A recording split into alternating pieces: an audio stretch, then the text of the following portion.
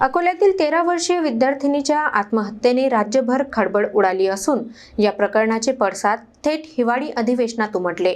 आमदार रणधीर सावरकर यांनी Saint Ann's शाळेची मान्यता रद्द करून दोषींवर कठोर कारवाईची मागणी केली आहे। शिक्षण मंत्री दादा भुसे यांनी दखल घेण्याचे आश्वासन दिले आहे।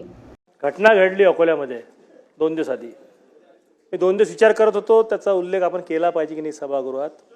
एका 13 वर्षा मुलीनं गळफास लावून आत्महत्या केली।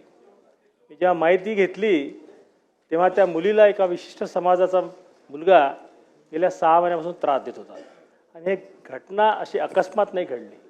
मुलीच्या वडिलांनं सेंट ॲनस म्हणून शाळा आहे गीतानगरमध्ये, तिथल्या शिक्षकांना प्राचार्यांना तक्रार दिली ती 2 महिने आधी की माझ्या मुलीला हा त्रास वारंवार हा मुलगा देऊन राहिला, तुम्ही लक्ष घाला।